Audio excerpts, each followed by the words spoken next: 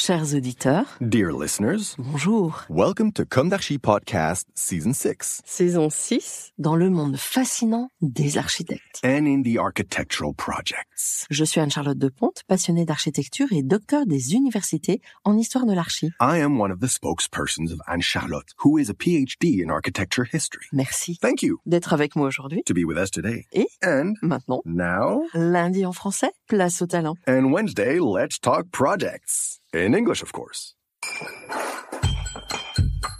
Bienvenue dans Comme d'Archi. Chers auditeurs, bienvenue dans ce nouveau numéro de Comme d'Archi de l'été 2025 sur le thème Petite chronique et beau château. Avec pour beau sujet aujourd'hui, Sous les pierres, les siècles, le murmure d'Azay.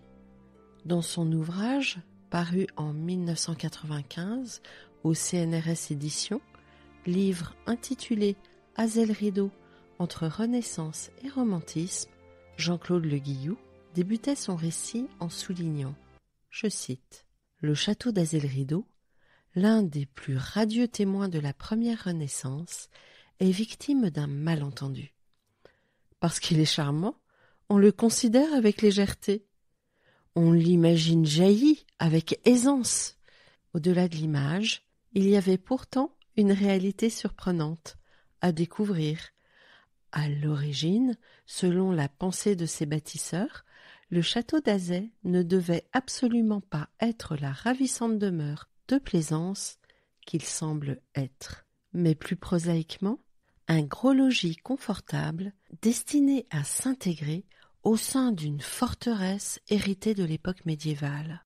De plus, il ne s'était pas élevé aussi facilement qu'il en donne l'impression, mais au contraire dans l'effort d'une patiente et attentive élaboration. Cela peut surprendre, car il se trouve que le talent de son maître d'œuvre a su imprimer une indéniable élégance à ce qui devait être un édifice quasi militaire et, comme le château se trouve de nos jours blotti sous les frondaisons d'un parc romantique, sa vocation guerrière ne se révèle que si on l'interroge avec patience. » Fin de citation. Remarquez au passage le style soutenu du texte, un brin emphatique, qui fait sourire maintenant.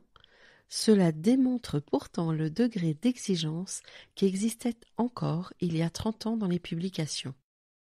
Mais revenons à nos moutons. Le château d'Azay le rideau, situé dans le Val-de-Loire, a été construit entre 1518 et 1527 pour le financier Gilles Berthelot. En voici une lecture architecturale. Un curieux plan, en forme de L, représentant deux côtés d'un bâtiment qui aurait dû se présenter sur les 4 côtés d'une cour. La structure est donc médiévale, comme les tours à encorbellement, coiffée de toits en poivrière et logée aux angles. Il est vrai que de temps immémoriaux, le lieu avait été le siège d'une place forte, dressée pour défendre le passage de l'Indre sur le chemin de Tours à Chinon. Parenthèse. Aujourd'hui, où nous jouissons d'une fluidité incroyable, avec tous nos ponts, routes et démultiplication de moyens de transport et de porosité territoriale et urbaine, rappelons-nous que nos ancêtres savaient utiliser à contrario les données géostratégiques pour se défendre. Justement, Azay le rideau marque ce passage de la Renaissance où, de l'ancrage médiéval, défensif, l'on passe à l'ouverture, à la création architecturale en tant que telle, là où l'usage résidentiel devient support de modénature. Pour les profanes, modénature signifie l'ornementation créant jeu d'ombre et de lumière.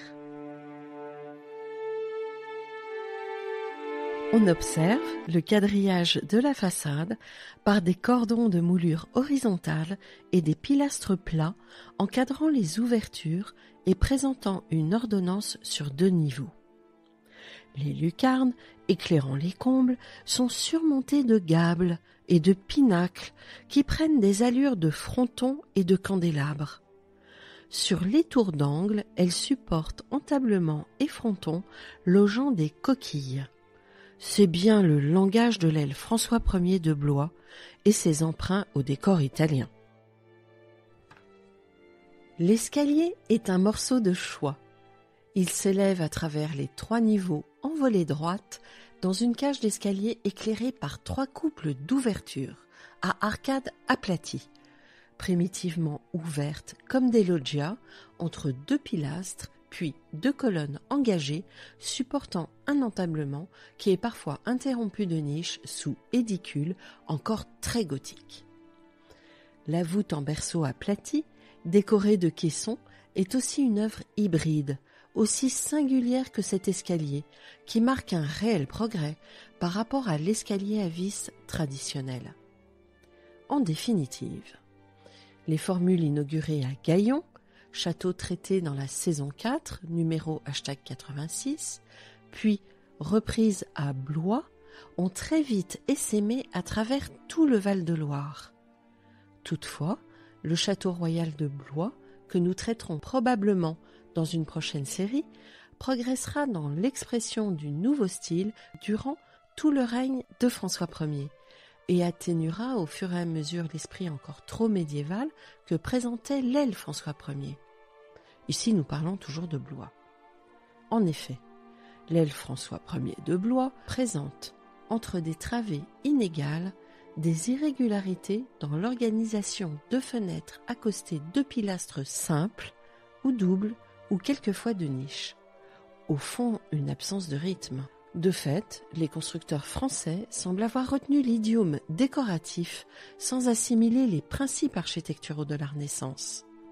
Ceci étant dit, l'effet Azay-le-Rideau est imparable. Dans Le Lys dans la vallée d'Honoré de Balzac, Azay occupe une place discrète mais lumineuse. Je cite : « En gravissant une crête, j'admirais pour la première fois le château d'Azay, diamant taillé à facettes, serti par l'Indre, monté sur des pilotis masqués de fleurs. » Fin de citation. L'écrivain était proche de la famille de Biancourt, propriétaire au XIXe siècle. Pour la petite histoire, on ne connaît pas le nom de l'architecte du château. Son maître d'ouvrage, Gilles Berthelot, était un financier de l'époque.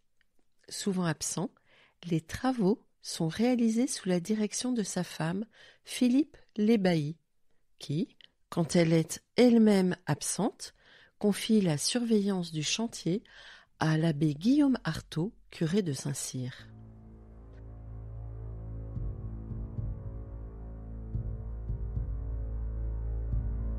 Gilles Berthelot n'a pas le temps de terminer la construction du château. Un certain nombre de financiers, dont son cousin Jacques de Beaune Semblançay et lui-même, sont accusés de malversation. Semblançay est arrêté et pendu, et Gilles Berthelot est condamné en octobre 1527. Craignant pour sa vie, il s'enfuit alors à Metz, accompagné de son épouse. Il meurt à Cambrai en 1529. Dès juin 1528, François Ier avait confisqué le château alors inachevé.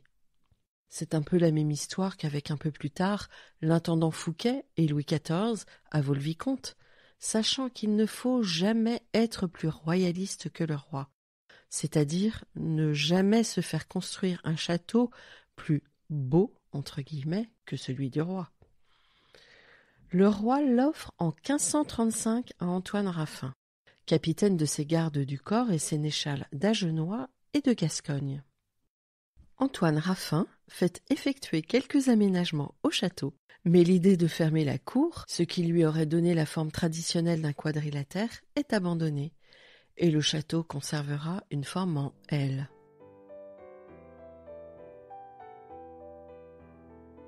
Par le mariage de sa petite-fille, le château passe dans la famille de Saint-Gelais de Lusignan, de Lanzac, puis en 1651 dans la famille de Vassé et en 1684 à Henri de Béringen, premier écuyer du roi.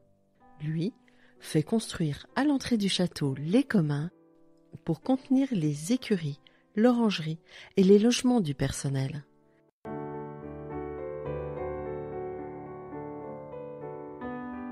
Il fait également tracer une majestueuse cour en hémicycle devant la grille d'honneur.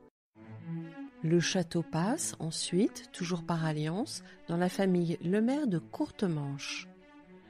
En 1791, le château abandonné et en ruine est vendu par Henri de Courtemanche au marquis Charles de Biancourt. Le marquis, ancien député aux États généraux, croit aux idées nouvelles. Grâce à lui, Azay échappe à la Révolution. Avec son épouse Marie-Jeanne, il transforme le château. L'architecte Ducillon, déjà à l'œuvre au château d'Ussé, les accompagne. Ils ajoutent un pavillon chinois côté sud, disparu depuis, et, vers 1825, ils aménagent une bibliothèque élégante, décorée de bois mouluré et de grandes toiles végétales, comme le salon d'en face. Leur fils, Armand de Biancourt, maire d'Azay entre 1825 et 1830, poursuit l'œuvre familiale. Il restaure avec passion. En 1845, il remplace une vieille tour par une tour Renaissance, puis en ajoute une seconde en 1865 pour équilibrer la façade. Il restaure voûtes, lucarnes et agrandit la terrasse sur la rivière. Un large perron relie le salon à ce belvédère sur l'eau. Il rassemble aussi près de 300 portraits historiques, ouvrant même le château aux visiteurs sous le Second Empire, une rareté pour un domaine privé. En 1871, après la défaite française, les troupes prussiennes occupent les lieux. Pendant un mois, le prince Frédéric-Charles de Prusse et son état-major y résident.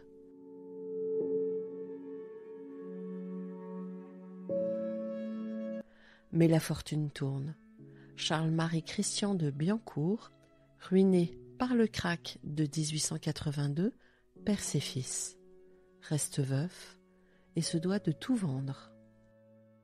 En 1898, il cède d'abord les œuvres d'art, puis le domaine. Château, terre, ferme, moulin.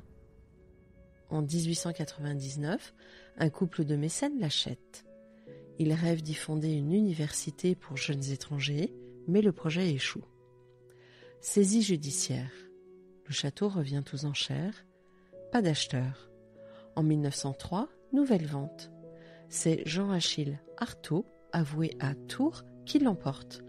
Il garde les terres, revend le château vide à l'État. Le 11 août 1905, l'État en devient officiellement propriétaire. Et grâce au legs de l'industriel Léon Dru, Azay est sauvé. Il est aussitôt classé monument historique. En 1906, on y crée un musée national de l'art de la Renaissance. Depuis, le château a été largement restauré. En 1939, en pleine guerre, il accueille la direction de l'Éducation nationale, venue se réfugier en ses murs.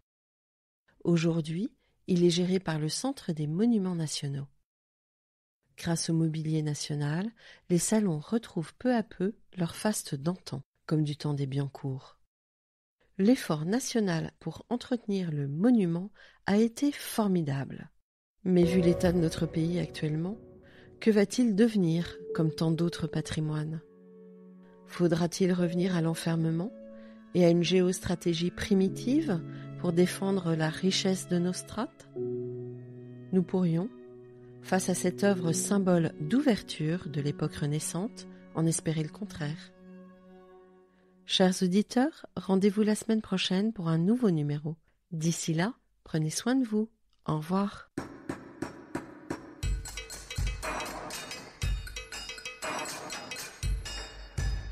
Chers auditeurs, merci pour votre écoute. N'oubliez pas de retrouver nos sujets en avant-première sur Instagram à l'adresse @comdarchipodcast.